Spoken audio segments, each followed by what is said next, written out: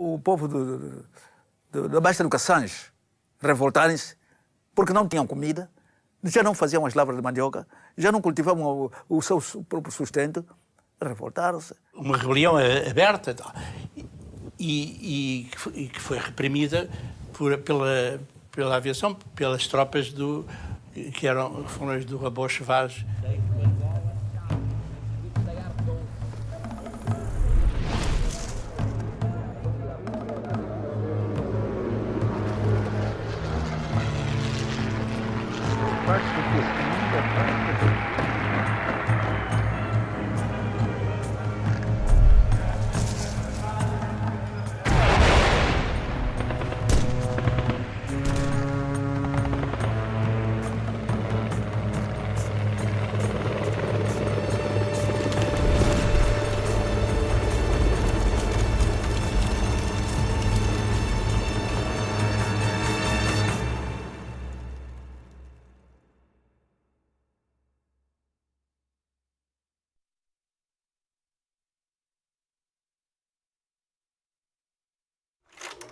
Confiantes na diferença da sua colonização, os portugueses tinham uma vida tranquila.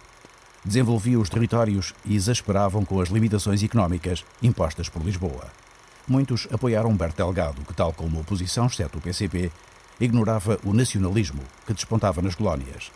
Líderes como Nkrumah e eventos importantes como a Conferência de Bandung influenciam Amílcar Cabral, Eduardo Mondlane, Holden Roberto, Pinto de Andrade e Agostinho Neto, alguns em Lisboa, onde estudam.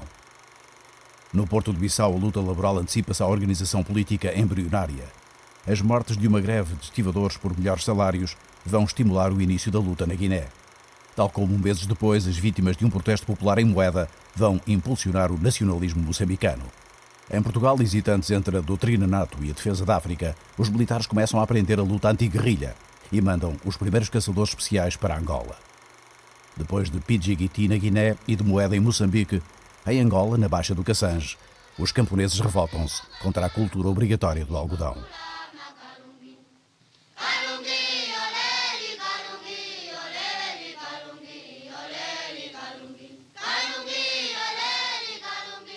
Na minha terra, as pessoas eram obrigadas a plantar algodão e era absolutamente indiferente que houvesse colheita de milho ou colheita de maçambala. Maçambala é milho fino. Batata doce ou mandioca, aquilo que as pessoas comiam, ou feijão, não interessava. A colheita do algodão tinha de estar garantida. E o algodão só podia ser vendido a uma determinada empresa que tinha um monopólio, concedido pelo Estado Novo. A cultura obrigatória traduzia-se em que a um concessionário era conferida uma vastíssima área onde as populações só podiam cultivar aquela matéria-prima, o que naturalmente, em primeiro lugar, violentava todo o estilo de vida das populações, que tinham que abandonar os seus hábitos tradicionais de cultura. Em segundo lugar, se traduzia efetivamente numa exploração económica das populações. Quem comprava algodão era apenas esse empório. As balanças eram falseadas e o preço era baixíssimo. O resultado disso é que ele não tinha muito dinheiro. Se não produzisse o algodão devido, ainda levava pancada. Era espancado. Isso são coisas que eu vi com os meus olhos. Tinham que se deslocar normalmente das suas povoações, dos seus quimbos, para as lavras, os locais que eles lhes indicavam e que lhes marcavam. Tu tens de cultivar isto aqui, tens de cultivar aquilo. E uma área mínima sempre, que era relativamente grande.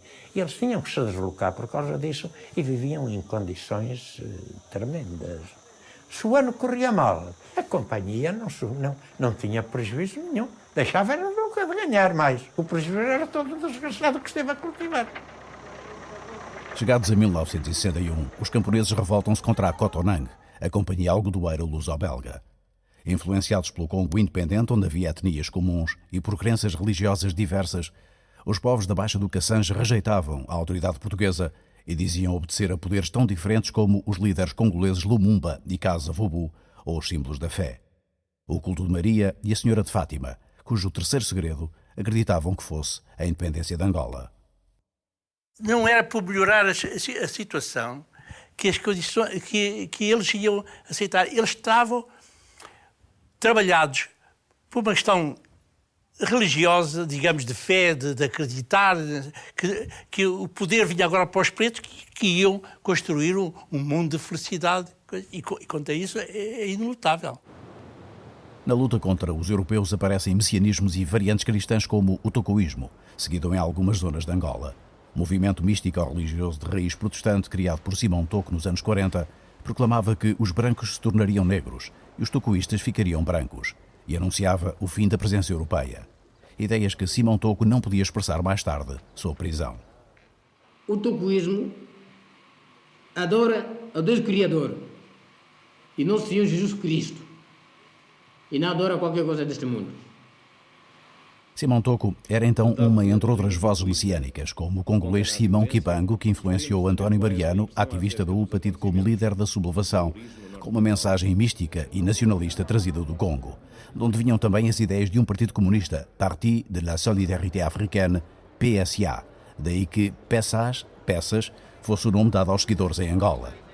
O governador envia telegramas alarmados para Lisboa. Motivados politicamente e movidos pela fé em Maria, os povos da Baixa do Cassange destroem lojas, instalações da Cotonang, postos e fazendas, mas não atacam os europeus, querem apenas expulsá-los.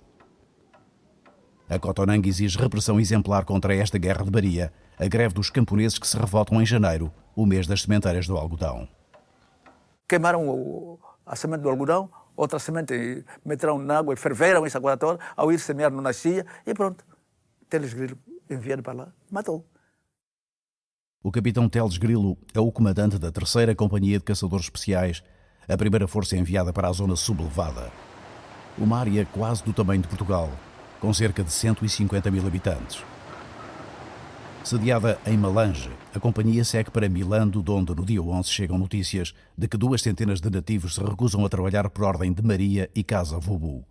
Ameaçam os cipaios, mas serenam com a chegada da tropa no dia seguinte.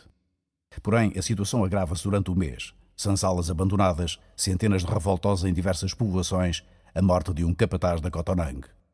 Fevereiro começa com mais de 1000 grevistas concentrados em Cunda-Riabaza, onde os europeus são obrigados a fugir. A Força Aérea é chamada em apoio da 3ª Companhia de Caçadores Especiais. Nós pouco podíamos fazer e, de facto, o nosso papel praticamente era ir ver onde é que estavam as tropas. Os rádios que as colunas militares levavam, a coluna militar levou, não conseguia comunicar com Malange. Já estava bastante distante, os postos seriam fracos, haveria elevações, enfim, e o comando que estava em Malange não sabia onde estavam as tropas. E nos primeiros dias a nossa missão era ir ao encontro deles, dar ali umas voltas e tornar para Malange e dizer, eles estão aqui. A 3ª Companhia, comandada por Teles Grilo, não chega para conter a revolta e alastra a toda a Baixa do Cassange. O comandante-chefe das Forças Armadas em Angola, general Monteiro Libório, ordena então a Operação Cassange. É entregue ao major Rebocho Vaz o comando de um batalhão eventual de caçadores, formado pela 3ª, pela 5ª e pela 4ª Companhia de Caçadores, esta do capitão Teixeira de Moraes.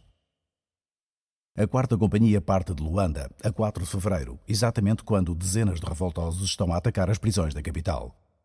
Destinada a Tembo-Aluma, a companhia sai de Malange no dia 5, com o objetivo de surpreender os rebeldes em Cunda-Riabaza.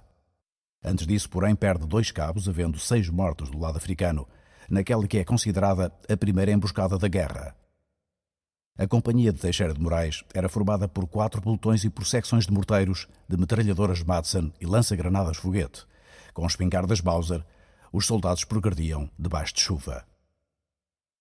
O capitão levava ordens para desarmar e prender os nativos, humilhar os seus chefes e matar em último caso. Mas os mortos seriam muitos, desde o início da operação. Falando a este programa, embora não para as câmaras, Teixeira de Moraes destaca o episódio em que os nativos impediam a entrada da tropa numa zona que afirmavam independente e rasgavam cadernetas portuguesas e imagens de santos. Cantavam, diziam que as balas dos brancos eram água e o governo caca de galinha, e envolviam a tropa com grandes grupos ruidosos. O relatório refere 70 nativos mortos e 30 feridos.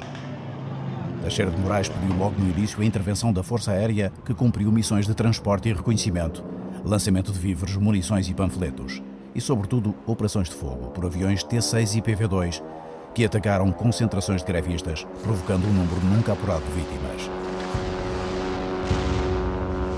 O piloto José Arvedosa, que depois desertou, afirma que 17 aldeias ficaram destruídas e 5.000 homens, mulheres e crianças queimados, e que a aviação usou bombas napalm. Eu não vi, cruzei-me 2 vezes com os PV-2, mas eu quase que ia dizer que não, mas se ele diz que sim, ele estava lá na origem. Aquilo que ele me disse é que ele participava nas operações, como qualquer piloto aviador, sem grande consciência do que estava a fazer, até que um dia ocorreu-lhe ir verificar, voando a baixa altitude, e verificar o resultado dos bombardeamentos. E o que ele viu sobre uma população dizimada impressionou de tal modo que ele nunca mais conseguiu aceitar a sua continuação. Teixeira de Moraes pediu várias vezes a intervenção da Força Aérea, mas afirma que não foi usado napalm e que os PV-2 lançavam bombas explosivas e utilizavam metralhadoras. Por sua vez, embora desarmadas, as avionetas Auster eram usadas para lançamento de granadas. Havia um elemento do exército que ia ao lado do piloto com granadas, abria-se a porta, com o joelho segurava-se a porta e depois, de cima, atiravam umas granadas cá para baixo, porque isso víamos nós, as populações a cada passo estavam naqueles terreiros e os terreiros estavam cheios de gente e eles faziam muitas punhadas para o avião e chegavam a disparar os canhangulos, nunca atingiram avião nenhum. E houve casos em que os nativos foram mortos pelos aviões a que davam as boas-vindas, julgando os enviados de Maria. Tudo se encontra pacificado e o terror de Maria desapareceu para dar lugar ao terror do exército. O mito desfez-se e a principal cutilada foi dada ontem pela avioneta que eles estavam convencidos que vinha do Congo e que cumprimentaram. Evidentemente que a resposta que lhes deram matou 10 e convenceu-os de que Maria estava zangada com eles.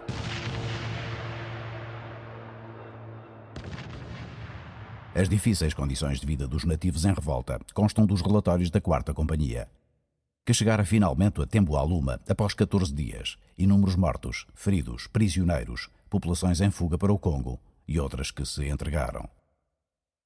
Os sobas eram amarrados e exibidos para exemplo de submissão aos portugueses. Bumba, o grande soba de Tembo-Aluma, chefe dos Maolos, era o troféu mais cobiçado, mas fugiu à perseguição. Apenas deixou para trás a caderneta que a tropa recolheu. Na povoação, os nativos tinham fugido dos militares. Os brancos tinham fugido dos africanos. Em poucos dias, deixaram de haver colonos na Baixa do Cassange. Cumprida a missão da 4ª Companhia, ficava no terreno a 3ª, que iniciara a operação mais tarde, por inoperacionalidade das viaturas. Estava previsto que as colunas de Teles Grilo e Teixeira de Moraes avançassem para norte por vias diferentes, se encontrassem em Marimba e seguissem juntas para Tembo-Aluma. No entanto, a 3ª Companhia nunca chegou a alcançar Bilando, embora tenha executado diversas operações que se saldaram por muitos mortos. Sobre a atuação da Companhia de Teles Grilo, o próprio comandante do batalhão eventual sublinharia em livro os excessos de violência a que ficou ligada. Rebocho Vaz aprecia negativamente o perfil militar do capitão, comentando que, sob o seu comando, deixou de haver feridos e prisioneiros. Os relatórios passaram a falar só em mortos. Causando um número de vítimas nunca apurado, a atuação militar portuguesa terrestre e aérea na Baixa do Cassange acabou por passar à história como um massacre.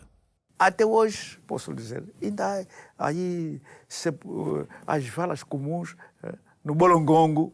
Há lá valas comuns lá. Eu estive lá, feitas pelos portugueses naquela altura, para poder abafar a Revolução. Uma revolta cuja organização os portugueses não percebiam totalmente. Segundo o Teixeira de Moraes, os prisioneiros e os documentos apreendidos apenas referiam o partido congolês PSA, nunca o MPLA, nem a UPA, o movimento que pouco depois emerge violentamente no norte de Angola. Em meados de março, exatamente quando o Estado-Maior dava por dominada a revolta da Baixa do Cassange. A própria Baixa do Cassange, a guerra que lá se passou, favoreceu-nos. De que maneira que ela nos favoreceu? Bombardearam aquilo, mas o resto que ficou fugiu para o Congo, onde nos encontraram. Aquele povo que fugiu para o Congo, esse Somas, Soma Marimba, Chiquita, vários Somas lá fugiram com o seu povo. Então, conseguimos ajuntar aquilo tudo para inflamar precisamente uma luta capaz para poder invadir Angola.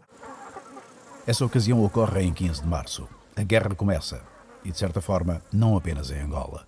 Os massacres da UPA estimulam os movimentos independentistas nascentes na Guiné e em Moçambique.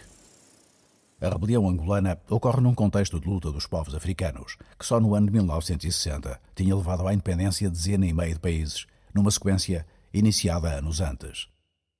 Entre eles o Congo belga, cuja vizinhança com Angola foi decisiva para a atuação da UPA. Empurrados pelos ventos que varriam o continente e incentivados pelo caso angolano, africanos das outras colónias reforçam a luta clandestina em países vizinhos, para onde começam a fugir cada vez mais ativistas. Muitos vão de Portugal, estudantes que iludem a vigilância e partem ao encontro dos movimentos rebeldes. Em 61, vários de nós fugimos, incluindo eu próprio, e já havia algum contacto com o presidente Eduardo Mondlane.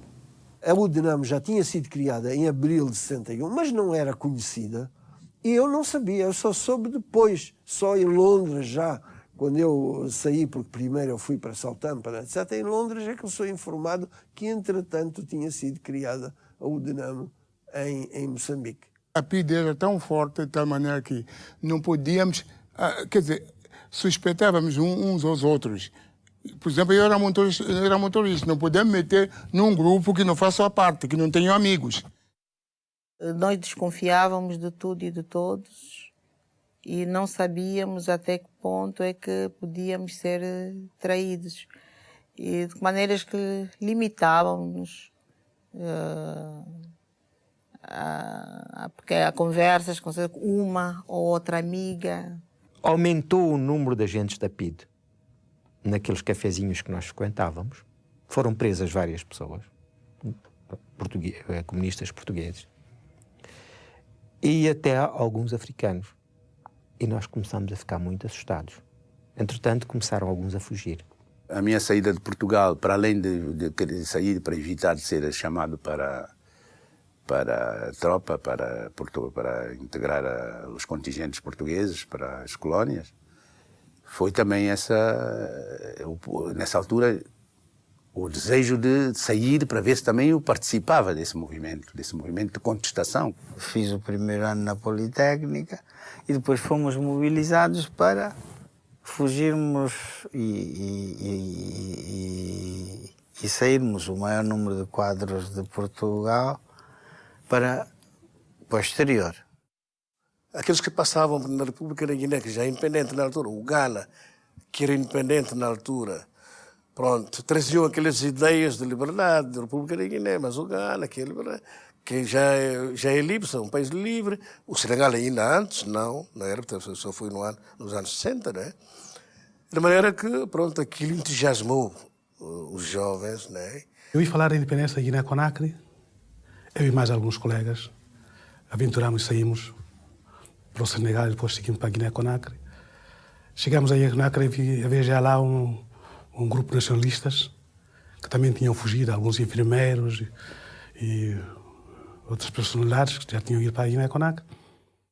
A maior parte dos militantes que participaram na luta armada eram estudantes em Coimbra ou no Porto ou em Lisboa, ou então imigrantes na Bélgica, na Holanda, em Luxemburgo, alguns na Itália e também na França.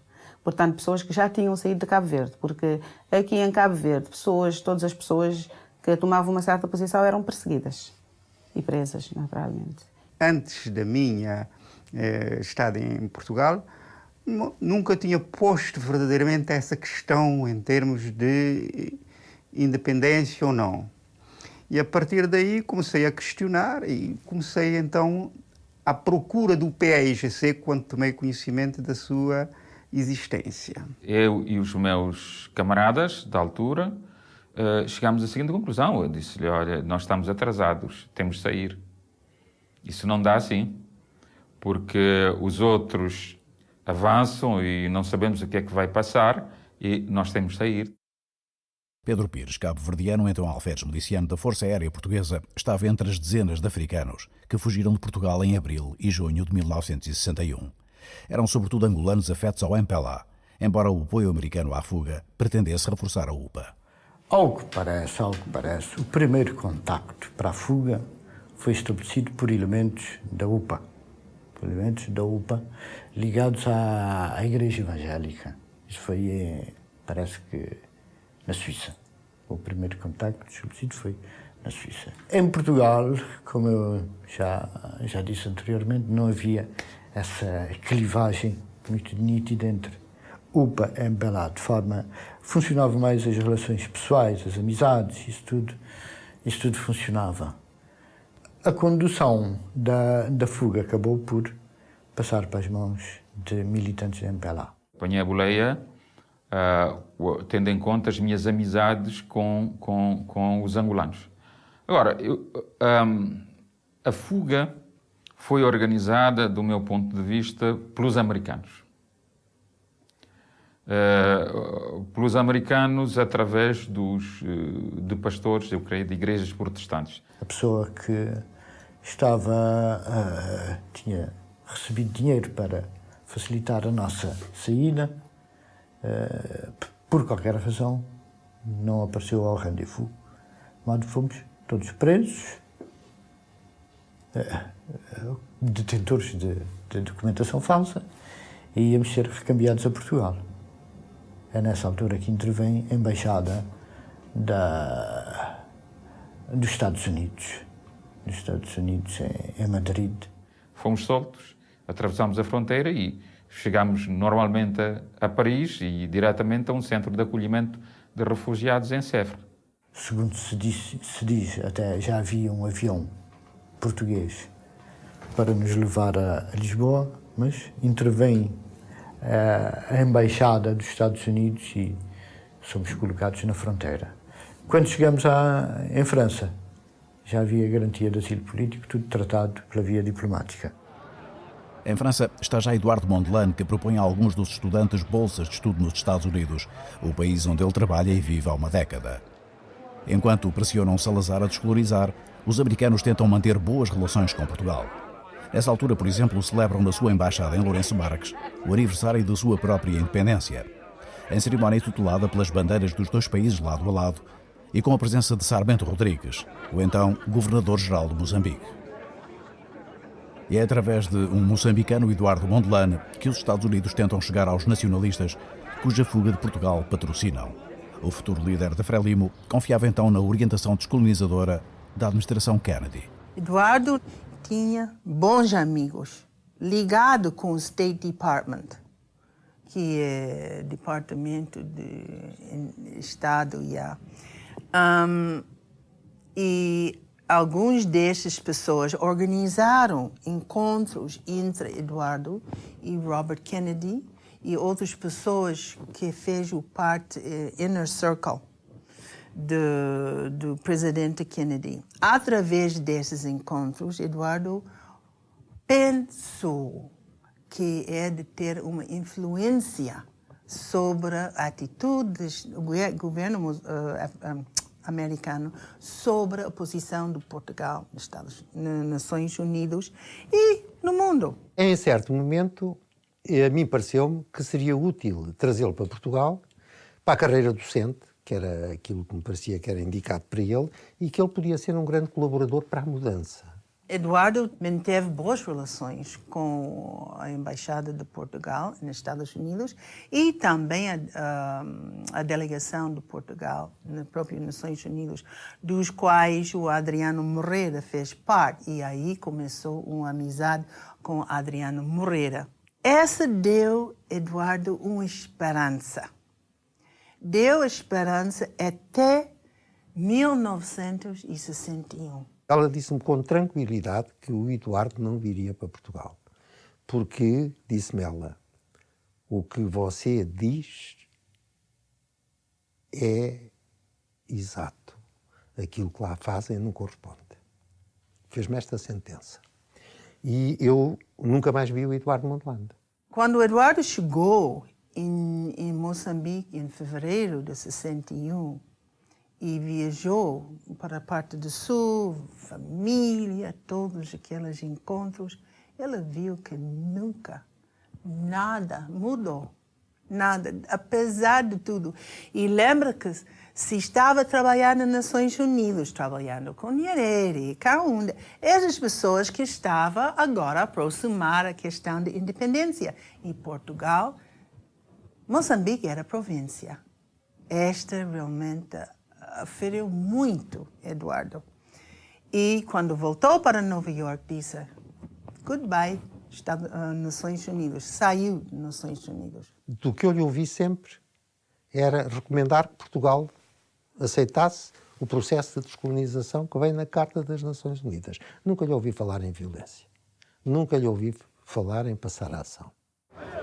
Antes de pegar em armas, os movimentos organizam-se politicamente e participam em iniciativas internacionais com o apoio de países africanos.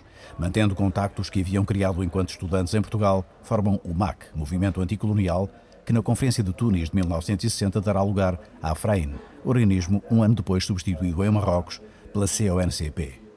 Para conquistarem apoios políticos, precisavam demonstrar que tinham explorado a via pacífica. Em conjunto e separadamente, os movimentos sugerem negociações a Portugal. O recém-criado MPLA, dirigido por Viriato da Cruz, Lúcio Lara e Mário de Andrade, o presidente, propõe a Salazar uma mesa redonda. Esse memorando, evidentemente, não recebeu resposta direta do nosso destinatário, mas recebeu um comentário publicado no jornal Novidades, que pertencia, digamos, à família política salazarista, mais direta e até católica, não é? Se bem me lembro. E num jornal, Novidades, dizia-se que falava desse memorando e rejeitava, dizendo que nem mesa redonda, nem quadrada, né? Para discutir aqui o indiscutível. Foi em 60 que o PGC endereçou um memorando ao governo português, fazendo proposta para negociações. Que, evidentemente, essa proposta não teve resposta nenhuma espécie. O ponto de partida de Cabral foi esse. Quer dizer, o primeiro gesto dele foi oferecer-se para negociar com as autoridades portuguesas. Nessa altura, bastava que o governo português falasse de autonomia. Não era preciso mais nada. Mas nos deixasse autonomia. Pronto. Não haveria guerra. Tenho certeza disso. Bastava que houvesse uma fresta para a autonomia. Depois, qualquer coisa, digamos, uma autonomia não estática, mas dinâmica, etc., que depois pudesse desembocar na independência, só isto chegava. Foi uma repressão medonha que se abateu sobre a Guiné, como resposta a essa proposta de Cabral de negociação. E então foi a partir daí que se foi para a luta armada. Amílcar Cabral não deixa de preparar a guerra, ao mesmo tempo que se dirige ao governo português, propondo negociações. Conseguindo o apoio da China para formar os primeiros guerrilheiros e a retaguarda de Conakry para se organizar, inicia a mobilização no interior da Guiné. Pijiguiti determinou que nós virássemos a nossa atenção para o campo, onde nós seríamos sempre mais fortes que o poder colonial. E onde podíamos mobilizar, preparar, formar os homens para a luta. E a Amílcar fez uma seleção de 10 pessoas, em que eu estava incluído, e fomos para a China, em janeiro de 61. Esse grupo de 10, que foi formado na China, é que dirigiu realmente a luta de libertação na Guiné. Cada grupo de jovem, portanto, que pertence a uma etnia, ia para uma região, portanto, da sua etnia mesmo. Esses foram divididos, este grupo, e lá fomos, chegamos, portanto, a ir organizar ou transmitir o povo, portanto, a mensagem da luta, a mensagem de existência do partido PAIGC, liderado por Amílcar e Rafael Barbosa. O Rafael, portanto, está cá no interior e o Amílcar está, portanto, no exterior. Eles é que vinham ter comigo. Eu, claro, conversava com os homens, apresentava o estatuto do partido, eu conversava com eles com promessa de sair para ir lutar. Eu até dizia-lhes, olha, não há oferta, bolsa de estudo, essa coisa toda, não. É a defesa da pátria. Pois o Amílcar Cabral em Conakry é que resolve o resto. Se há necessidade de preparar quadros, é com o Amílcar Cabral. Com a experiência chinesa, com aquilo que o Amílcar nos ensinou, que depois, quando voltamos para Guiné-Conakry, e fomos mandados para o interior do país.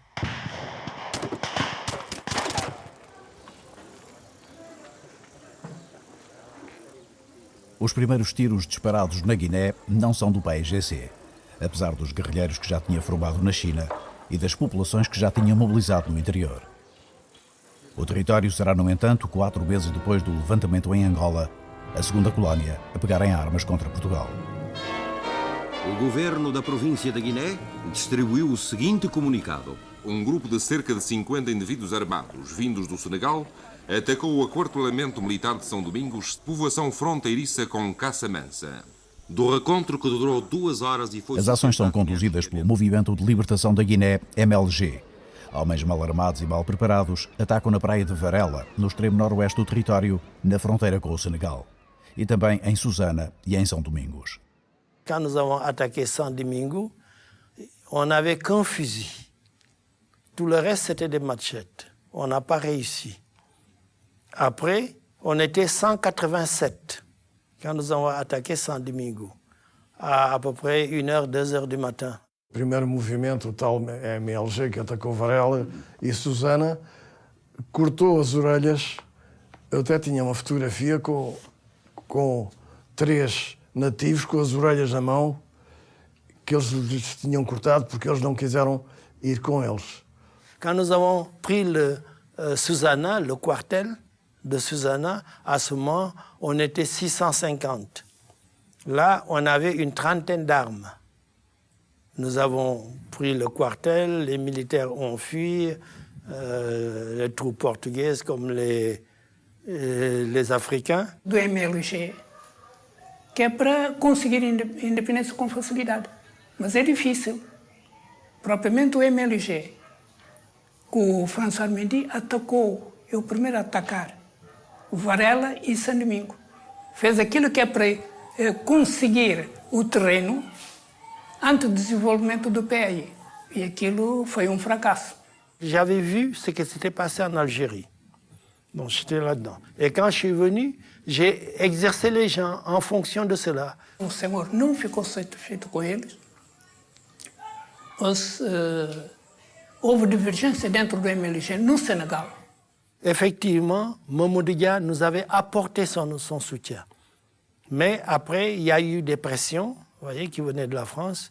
Et le Sénégal a tourné sa veste et et Senghor m'a dit, vous pouvez avoir l'indépendance sans la lutte. Ça a été d'ailleurs sa position jusqu'à l'indépendance. De facto, a ação de Kankoile Mendy à frente dos homens do MLG mereceu um comunicado do governo senegalês anunciando que forças nacionalistas guineenses tinham passado à ação. Como primeira força a pegar em armas, o MLG conseguia impor ao PAIGC um comunicado conjunto sobre a necessidade da luta, assinado em Conakry por Kankoile Mendy e Amílcar Cabral. À ce moment, il n'avait pas d'hommes. Et Sékou Touré l'a obligé, je peux dire. Parce que Sékou Touré a dit, mais vous êtes en train de faire des conférences. Vos autres copains, eh bien, ils ont pris la lutte en main. Il faudrait vous entendre avec eux et puis voir comment, par exemple, vous pouvez aussi commencer au sud. A unidade era aparente. Além das diferenças políticas, o MLG excluía Cabo Verde do seu projeto e o PAIGC acusava de ver nos cabo-verdianos cúmplices dos portugueses. Amílcar Cabral concluíra pela necessidade da luta armada e o MLG parecia acreditar numa independência rápida, a exemplo do Senegal e da Guiné Francesa. Por seu lado, enquanto estes e outros movimentos divergiam quanto à forma de se oporem a Portugal, Peixoto Correia, o governador do território, afirmava a sua autoridade visitando as zonas atingidas pelos ataques do MLG. Procura ao mesmo tempo cativar as populações, promovendo melhoramentos e distinguindo os seus chefes.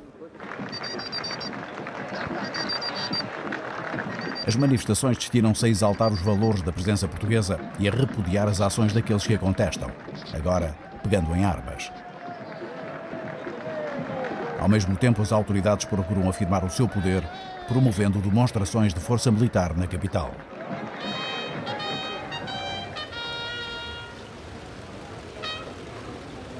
De certa forma, o comandante Peixoto Correia acabava por confirmar aquilo que o governo desmentia: sinais de instabilidade na Guiné. Igualmente nas províncias de São Tomé e da Guiné se respira uma atmosfera de tranquilidade e confiança, sendo de repudiar todo e qualquer boato tendencioso que não corresponda à verdade. As guarnições militares estão a postos e todas as tentativas de infiltração de díscolos terão a resposta adequada. Apesar das palavras confiantes do ministro, a verdade é que, por esta altura, em agosto de 1961, o Comando Territorial Independente da Guiné dispunha de poucos efetivos militares, sendo a maioria de recrutamento local. Em todo o território havia apenas 3 companhias de caçadores, uma bateria de artilharia, um esquadrão de reconhecimento e um pelotão de polícia militar. Perante os sinais que toldavam o horizonte da Guiné e a guerra em curso em Angola, inicia-se um reforço militar do edifício colonial que está ameaçado da África à Ásia. Após ter ocupado em 1954 Dadrai na Garaveli, a União Indiana reclamava Goa, Damão e Dio, territórios que constituíam o Estado português da Índia. Perante a recusa de Portugal e indiferente às diligências diplomáticas de Salazar, Nehru ordena a invasão.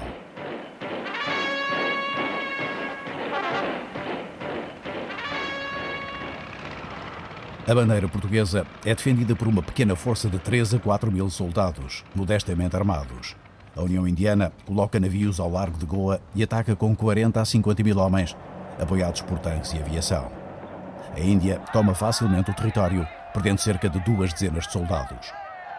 Do lado português, 45 mortos e milhares de prisioneiros. O general Vassalo e Silva aceita a rendição contra a vontade de Salazar, que apenas admitia soldados e marinheiros vitoriosos ou então mortos. A minha resposta foi dada com o coração a sangrar. Ao pedido que ele fazia de aguentarmos 8 dias, que não pensasse nisso porque não tínhamos elementos. O governador era inteiramente tranquilizante a respeito da situação, o que permite assim ser mais eloquente nas instruções. Eu imagino que nunca passou pela cabeça do Dr. Salazar que se a Índia, em força, quisesse invadir Goa, que a gente conseguia resistir em Goa.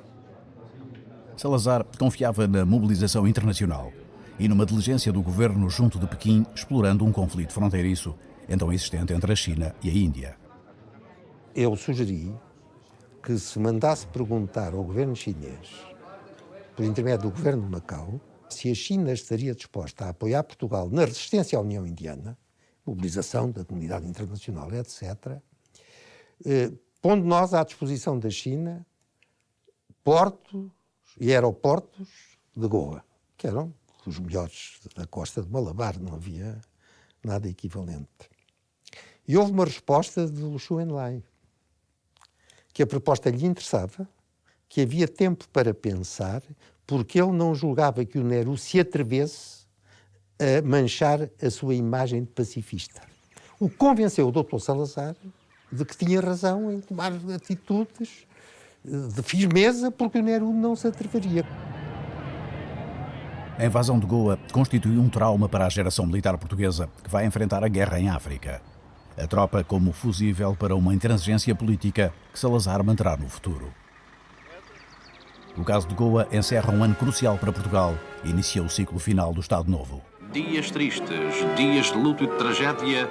Um grupo da oposição tenta um golpe de Estado em Beja. Logo no primeiro dia do ano, o subsecretário de Estado do Exército, o tenente-coronel Jaime Felipe da Fonseca, foi morto por mão criminosa quando se deslocou a Beja em missão de serviço para se inteirar dos distúrbios ali cometidos por um grupo de elementos subversivos.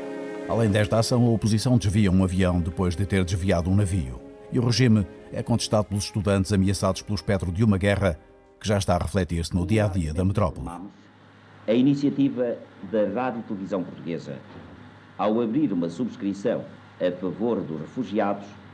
O movimento de solidariedade estende-se a todo o país, nos casos mobilizando instituições de cariz humanitário, como a Cruz Vermelha, noutros envolvendo organizações religiosas, como a Conferência de São Vicente de Paula. As iniciativas são conduzidas por mulheres que se dedicam a reunir tudo o que podem. Medicamentos, roupas, brinquedos, dinheiro. E até mesmo joias e ouros. À onda de sensibilização associam-se figuras então em voga no mundo do espetáculo que também aceitam colaborar em campanhas de recolha de fundos, neste caso através da venda de flores por intérpretes da canção. Alguns dos nomes mais populares dos palcos da metrópole organizam meses depois iniciativas a que chamam Caravana da Saudade e começam a viajar por Angola. São aplaudidos com entusiasmo por civis, ainda mal refeitos dos dramas que viveram, e por militares em trânsito para as matas, ou que tiveram a sorte de ficar por Luanda.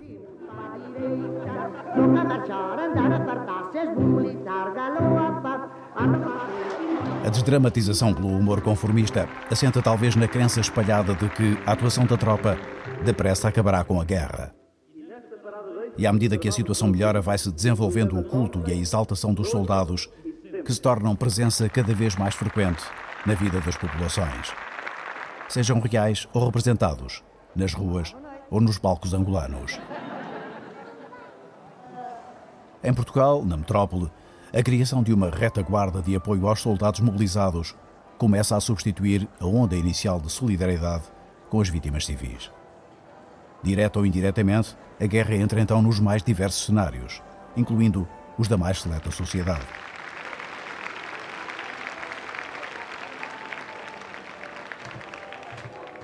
Esta passagem de modelos, concretamente, é organizada a propósito do Natal do Soldado, a primeira realização do Movimento Nacional Feminino, uma entidade que tinha sido criada em 28 de abril, a data do aniversário de Salazar, e que era animada por senhoras em geral afetas aos meios do poder. No primeiro Natal, uma das senhoras dizia assim: "Ai, mas isto nós não aguentamos, porque eu já cá deixei o dinheiro todo que o meu marido me deu para o Natal de família." O dinheiro era nosso e eram alguns donativos que nos davam. Inicialmente o dinheiro era nosso. E daí os géneros, sim, mas nos primeiros tempos. E depois pedimos o subsídio, o tal subvenção de família.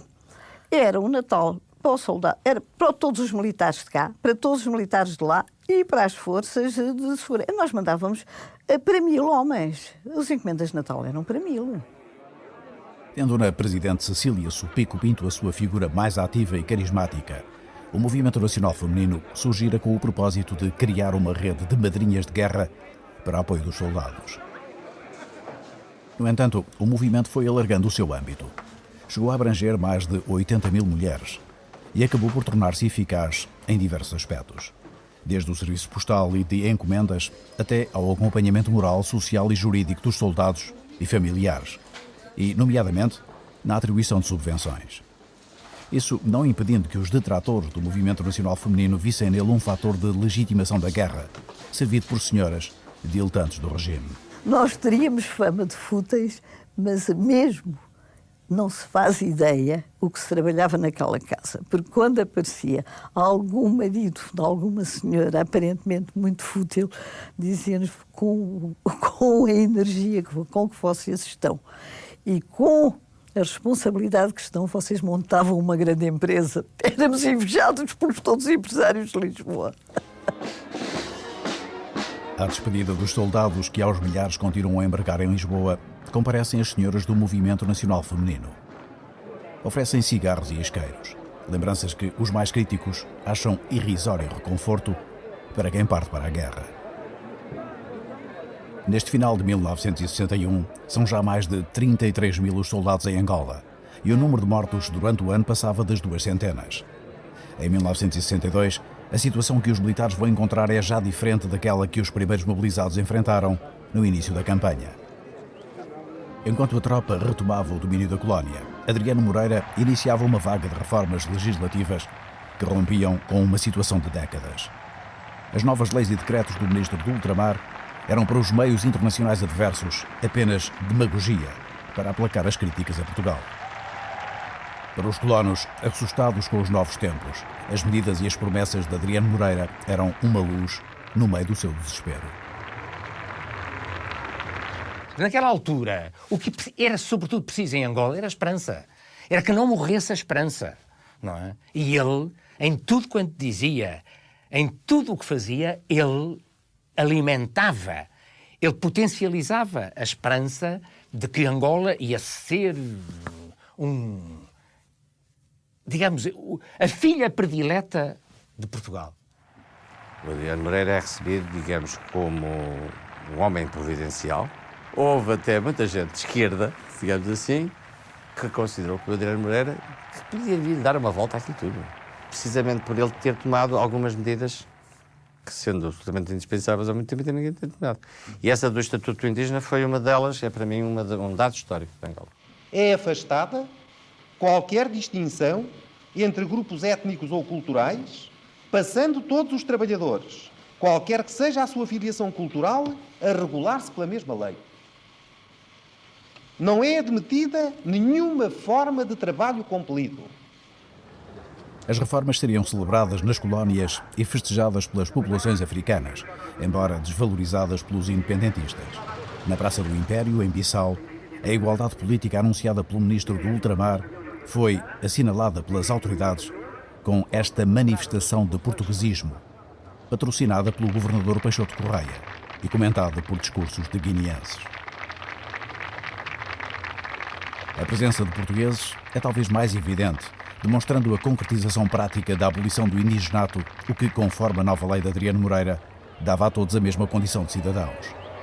Eu, na altura, escrevi o livro O Análise Social do Regime do Indigenato, ofereci-lhe um exemplar, ele leu e concordou com a minha análise e promoveu logo a extinção do regime do indigenato. E teve a amabilidade de me dizer, que nem todos o fariam, que tinha lido o meu livro e que tinha sido o meu livro que o tinha encorajado. O professor Adriano Moreira disse que aos indígenas, vocês já não são indígenas, vocês a partir de hoje são portuguesas com todos os direitos. E no dia seguinte, isto é verdade, na Beira não havia indígenas. Não havia pretos para trabalhar, digamos assim, porque eles não apareceram ao trabalho. O que eles consideravam era que já não eram obrigados a trabalhar. Já não somos indígenas. Nós os colonos que lá estávamos, na altura, chamamos assim, então, mas tu não vês que és preto na mesma, pá. Tu não deixaste de ser preto, pá. E é um bocado caricato, é? Mas eles admitiam isto tudo, eles variam-se e tal. Não, o Sr. Ministro disse que já não... Nós agora somos portugueses também. Ah, pá, ainda te falta lavar a cara. Agora o que se impõe é o mercado de trabalho, quer dizer, natural. Você contrata as pessoas que quer, faz o preço, etc. Agora não vai ser. É quando você dizer ao chefe de posto de um determinado sítio, dizer assim, olha, arranja-me 50 homens, que eu preciso de 50 homens. O regime do indigenato teve algumas consequências próximas, quer dizer, relativamente imediatas nas grandes cidades, nos grandes centros urbanos e nos serviços públicos. Quase só.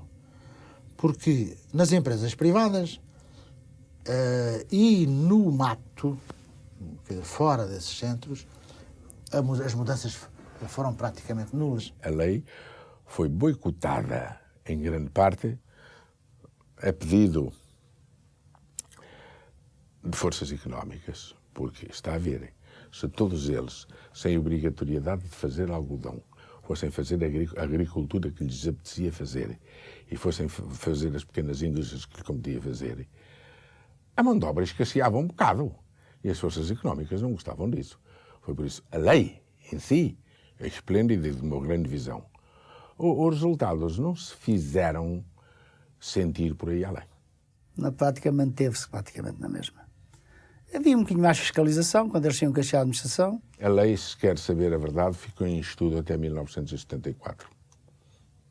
A aplicação da lei ficou em observação e em estudo até 74. Não quer dizer que não tivesse vingado num ou outro caso. Mas, por princípio, a aplicação generalizada nunca se fez. Claro, o acabar do indigenato, sim, esse fez. Acabaram os castigos corporais, em princípio. O indivíduo teve direito a ser tratado em igualdade de circunstâncias porque já não era indígena. Agora, vamos lá. Antes que as populações negras e as populações brancas se intrometessem devidamente dentro do espírito desta lei, correu muito tempo, porque nem os brancos a aceitavam de boa fé, nem os pretos acreditavam que ela fosse para cumprir. Isto é real. Essas reformas, que algumas eram absolutamente, evidentemente necessárias, como é o fim do indigenato, etc., mesmo essas reformas que eu considero as outras cosméticas, foram de tal forma que abalaram a confiança política do Dr. Salazar no Adriano Moreira. A grande revolução dentro do período colonial, que são efetivamente, e há que dizer, a legislação do Adriano Moreira, de 61. O Adriano Moreira abre escolas de magistério, dá equiparação a essas professoras feitas em Angola às de Portugal, abre liceus, cria liceus, e altera, portanto, o Estatuto de Indígena mudou nessa altura. É um homem que, em fundo, Portugal não vai desamparar, não vamos fazer, e ele próprio dá exemplo de que vai evoluir.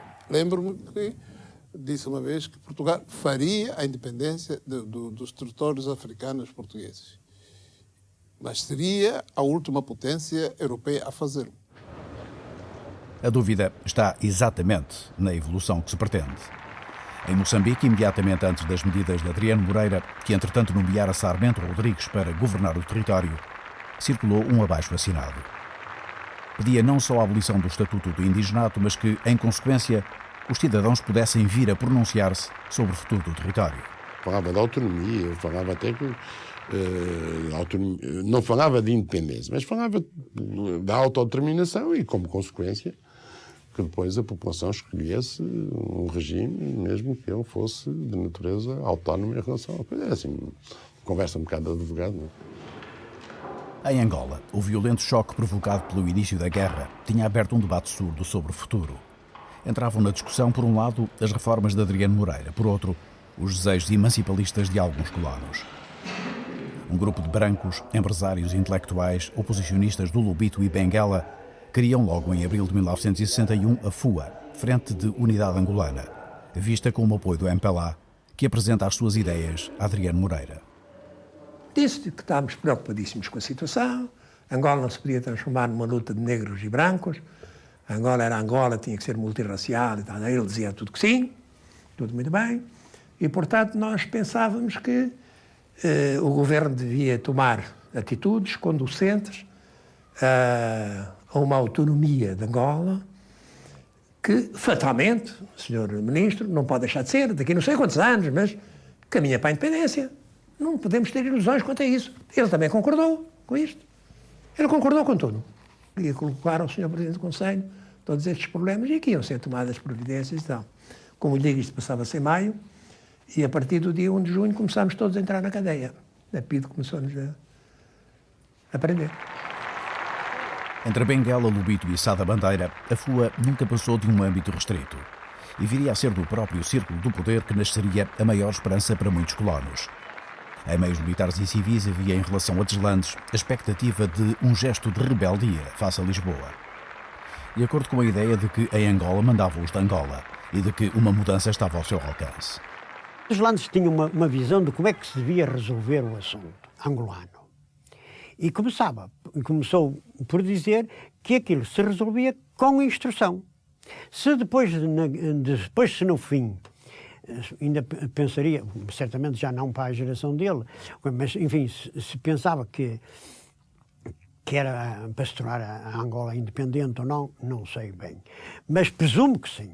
Havia o terreno propício para que o general Venâncio Deslandes tivesse feito ali uma chamada Rodésia, fazer a independência branca. Nós tínhamos programado, nós europeus, por qual eu me bati fortemente e outros mais, de criarmos uma Angola para nós brancos, pretos e mulatos. Não era para brancos, repare, não era tipo pensamento, apartheid, nada disso. Era uma miscelânea de raças em que houvesse lugar para toda a gente. Não sei se o Deslandes estaria metido no assunto, eu suponho que sim. As esperanças independentistas estavam no próprio governo, entre os secretários provinciais, e eram potenciadas pelo descontentamento relativo a Lisboa. Embora não falando para a Câmara, Deodato Coutinho, então secretário-geral, confirmou-nos o sonho de uma solução a articular com os movimentos nacionalistas, a que ele e outros chamavam o Grande Triângulo Atlântico, Portugal, Brasil e Angola, independente após eleições. Algumas pessoas, como eu, tínhamos esta ilusão realmente tornarmos o Atlântico Sul, o Mare Nostrum, e formarmos uma espécie de triângulo da administração Luanda, Lisboa, Luanda, Rio de Janeiro. Nunca ouvi falar de qualquer triangulação ou, se quiser, uma quadrangulação. Angola, Moçambique, Brasil e metrópole, como se dizia nessa altura. Havia lá várias conspirações, eu estive ligado a uma delas, por exemplo. Era uma conspiração que visava o tipo Brasil, não é? O Deslandes, nessa altura, um bocado antes, cometeu aquilo que foi a grande traição a toda esta gente que falava nisto, que foi quando criou as universidades e depois descriou-as por ordem do ministro. Nós víamos nele o chefe natural, o homem que iria governar a tal nação que a gente ia criar a partir dali. Lisboa não tinha força sequer para levantar um dedo se o exército em Angola se revolta. Podem imaginar o que é. Estava toda a malta lá. Não havia cá ninguém. Só havia uns quantos milicianos que foram mobilizados para tomar conta dos quartéis. Se aquilo cá embaixo dá o grito de Ipiranga, o que é que faziam? Parecia haver militares prontos a encarar uma evolução separatista e uma delegação do Brasil chegou a visitar Luanda. Diosdado Coutinho acredita que Deslandes tivesse alguma simpatia pelo projeto, embora nunca a tivesse manifestado. Nem mesmo quando se agravou o confronto que o opôs ao ministro do Ultramar. Querendo assumir o primeiro plano na condução política do território e afirmar a sua autoridade face ao governo central, Deslandes estava em colisão com Adriano Moreira, numa disputa de competências. E entraria em ruptura definitiva ao criar os estudos universitários em Angola, numa decisão que o ministro não aceitaria. Hesitante sobre o que fazer na sessão do Conselho Legislativo, o general aceita convocar na véspera uma reunião com o governo e as chefias militares, onde os autonomistas esperam dramatizar a situação, provocando uma decisão radical do governador. Diosdado Coutinho revela que na reunião nunca se falou em independência, mas que, pela atitude dos militares, sentiu que houve um momento em que Deslandes poderia ter avançado.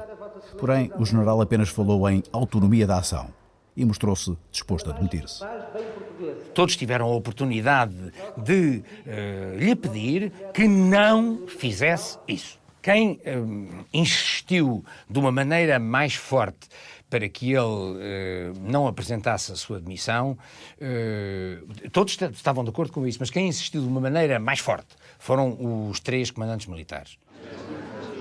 Deslandes não se demite, mas vai ao encontro da demissão, voando para Lisboa, chamado por Salazar. Partiu sem despedidas formais, certamente sabendo que a viagem era sem regresso. Submetia-se, apesar de se ter proclamado como o chefe do maior exército português de sempre. Quem quisesse tirar partido dessa frase, pois podia ter tirado, não é? Agora, quer dizer, bastava que alguém conhecesse o general Deslandes para nunca na vida pensar que o general Deslandes era um aventureiro. Um aventureiro, não é? Uma espécie de soldado de fortuna. Estes livros, não é? Aliás, o próprio presidente do Conselho de Ministros, o Dr. Salazar, reconheceu isso. Porque a verdade é que lhe atribuiu a Torre-Espada. Recuou. Pronto. Não quis dar esse passo. Não quis dar esse passo. E como não quis dar esse passo, teve direito à Torre-Espada. Pronto. Sei que essa hipótese apareceu e foi circulada, não lhe dou nenhuma espécie de credibilidade, não a ignoro, mas não lhe dou nenhuma espécie de credibilidade. No entanto, esse será um dos temas do questionário que Adriano Moreira apresenta ao general. Primeiro pessoalmente, sem êxito, e depois por escrito. O ministro quer saber até que ponto a ideia emancipalista existia no seio do governo em Angola. Adriano Moreira não obtém resposta. O general quer ser julgado em Conselho de Guerra, mas Salazar prefere condecorá-lo depois de o demitir em Conselho de Ministros. O Presidente do Conselho não votou, ele propôs. É preciso decidir o destino do Governador-Geral de Angola. O que é que se vai fazer, se é preciso substituí-lo ou não. Todas as declarações dos ministros que intervieram foram altamente desfavoráveis ao Governador-Geral de Angola, com exceção, repito, do engenheiro Arantes Oliveira. E eu disse o seguinte, de acordo com a Constituição, eu sou o responsável pela iniciativa de manter ou substituir o governador. Proponho que seja demitido. Foi demitido por unanimidade. 2 meses depois seria o próprio Adriano Moreira demitido no âmbito de uma remodelação governamental. Salazar deixava a pasta da Defesa e nomeava Gomes de Araújo. Para o Exército, escolhia Luz Cunha. O ministro do Ultramar passava a ser Peixoto Correia. Salazar parecia recear uma dinâmica reformista que tinha inimigos no governo e no poder económico. Os empresários, grandes empresários portugueses, foram ter com Salazar e disseram que aquilo não podia ser. Que as medidas que o Adriano Moreira estava a tomar eram contrárias aos interesses das suas empresas. O que eu acho é que dessas medidas resultou uma aceleração da consciência que os habitantes de Angola e Moçambique tinham da necessidade de se libertarem do jugo colonial mais depressa. E daí talvez os grupos económicos sentirem isso, admito que sim. E terem feito alguma... Mas eu não atribuo à pressão desses grupos económicos a saída do Dr. Adriano Moreira. Constou que Salazar chamou Adriano Moreira e que lhe disse: ora, estiveram aqui empresários a apresentar queixas contra as suas reformas. Veja se muda isso. Ele aquilo que disse foi o que a experiência me está a dizer, e sobretudo esta última, é que se eu continuar com essa política da descentralização progressiva e irreversível que o senhor sustenta e que ele tinha adotado, eu perco o controle da administração. E não sei se posso sequer conservar o lugar de Presidente do Conselho. Porque este abalo é um abalo que me obriga a pensar que tenho que mudar de política. E eu disse-lhe, acaba de mudar de ministro, porque eu não posso sustentar exatamente o contrário daquilo que eu tenho sustentado até agora. Se me perguntam se a guerra acabou de facto em Angola, responderei que, nos precisos termos em que foi lançada, isto é, para domínio exclusivo de uma parte restrita do território, aonde não pudesse chegar a afirmação e atuação do poder português, sim, a guerra pode dizer-se que acabou. Houve um determinado momento em que se criou o mito da guerra ganha. E o mito da guerra ganha, a meu ver, foi muito mau.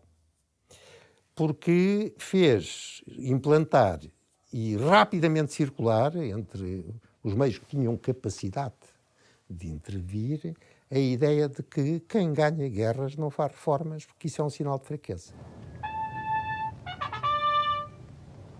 O sentimento de vitória que os portugueses viviam em Angola já fora assinalado pelo general Deslandes, com as correspondentes distinções por feitos em combate. 40 anos depois, a cruz de guerra voltava a brilhar no peito de militares portugueses.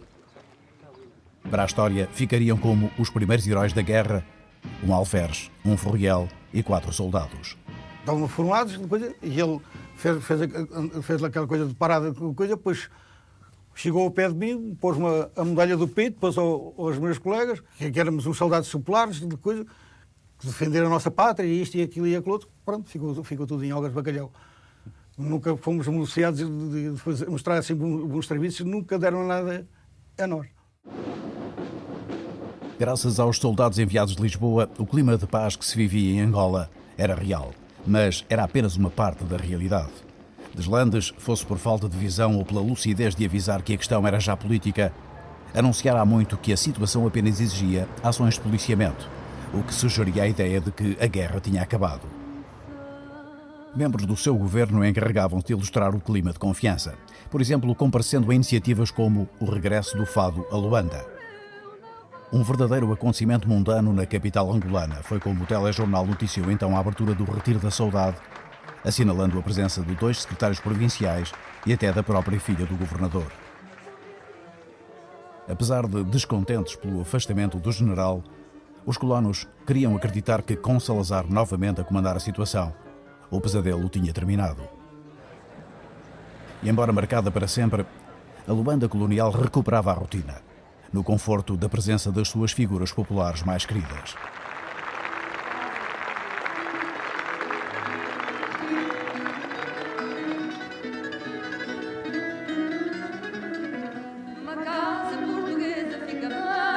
e é mergulhado numa luta pelo reconhecimento do seu modelo multirracial em África que Portugal se expõe ao mundo como potência colonial. O Benfica sai da mediaria nacional e impõe-se como bicampeão europeu, com uma equipa de futebol onde pontificam vários jogadores africanos e brilha um moçambicano de nível mundial. Benfica e Eusébio são agora cartazes do país. Angola rima com a bola, no entusiasmo da população que aplaude os campeões da Europa no aeroporto de Luanda. Além de símbolo de Portugal, pretende-se que o Clube de Lisboa seja também uma marca de portuguesismo que leva ao delírio os colonos e, desta vez espontaneamente, milhares de africanos. Mas apesar da festa e das aparências, em Angola, no final de 1962, Portugal está em vésperas de uma nova frente de guerra.